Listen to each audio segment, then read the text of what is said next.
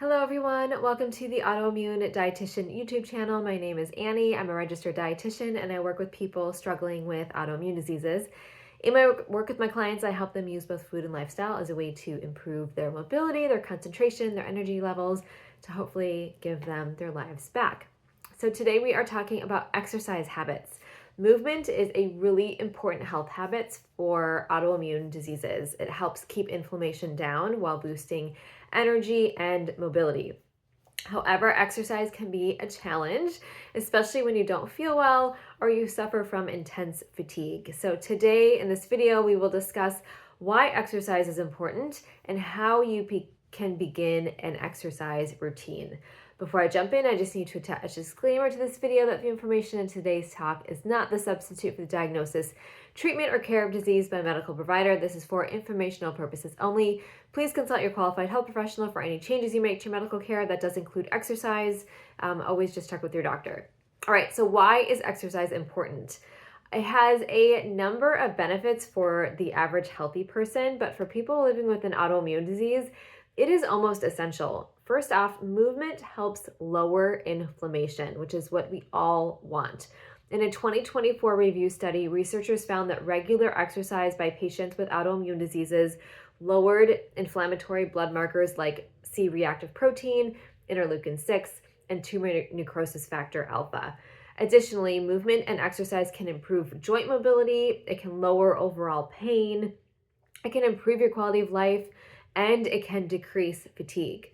The key point to realize is that moderate exercise is best. You don't need to be out running a marathon or doing intense HIIT sessions to reap the benefits. In fact, too much exercise can actually work against you. So here are my top tips for starting an exercise or movement habit.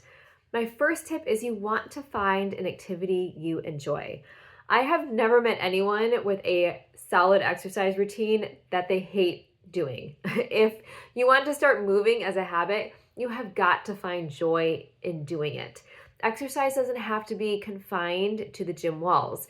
You can walk with a friend outside, or even garden in your backyard, or dance in your living room. It just, whatever gets your body moving and something that you enjoy doing, that's what's important. Or maybe it's who you do it with. You find a class that is really social, or grab an accountability partner and work out together. Whatever it is, it has to be something that you enjoy, whether it's the movement itself or the company that goes with it. My second tip is go at your own pace. The biggest mistake I see when people start an exercise routine is they go all out right in the beginning and then crash and burn a week later. My best friend did this in college. She went to the gym with a friend who works out a lot and tried to keep up with her. She was so sore by the end of the week that she gave up and she never went back. So this is especially important with autoimmune diseases because if you're pushing it too hard, it could trigger a flare or excessive fatigue or too much inflammation. Remember, we want to stick to moderate exercise. So do something that you know you can handle and recover from. As time goes on, you can increase the duration and the intensity if you want. My third tip is set realistic goals for your exercise habit. So if you're new to exercising or just getting back into it, set some goals for yourself. I love using SMART goals. SMART stands for specific, measurable, achievable, relevant, and time-bound. For instance, let's say walking is your preferred form of exercise. Your SMART goal could be, I am going to walk 3 times a week, 30 minutes at a time at a brisk pace for the next 2 weeks. So it's obviously very specific. It's measurable. You're going to do 3 walks per week at 30 minutes each. It's achievable. You're not doing it every day. And it's time bound for the next 2 weeks. So SMART goals really help nail down those short-term goals so you can achieve them and then move on to bigger goals. My last tip is to use a journal and track symptoms.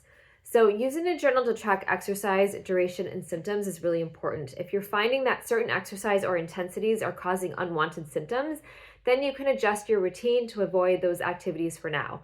Remember, everything is short term, and so as you exercise, your body gets accustomed to moving and will be able to do more as time goes on, and you really The key here is to be patient with yourself and to have a good amount of self-awareness to be able to make the connections between exercise and symptom management.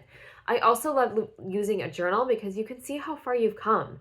If you're just starting out and you can only walk 10 minutes, that's amazing. And then a month later, you're up to 15 minutes. Hey, that's amazing too. So a journal is a good way to kind of boost your self-esteem, your confidence. And again, it's a great way to also track and measure exercise versus symptoms.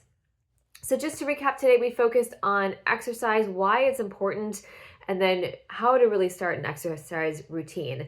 If you need help managing your autoimmune disease, whether it's diet, lifestyle, I would love to help you. I offer free 15-minute discovery calls to learn about your goals and to see if we're a good fit for each other. If you go to my YouTube profile, there should be a link there to book a free discovery call. If not, then go to my website, AnnieRubin.com. That's ANNIERUBIN, and you'll be able to contact me that way. While you're on my website, I've got a very extensive blog. I have free downloadable guides for you just to help you manage your autoimmune disease recovery. Lastly, if you enjoyed this video, please hit the little subscribe button. I do try to put these out every week. Just trying to give you lots of information to help you live better with your autoimmune disease. So thank you so much for joining me, for watching this video, and I will see you next time.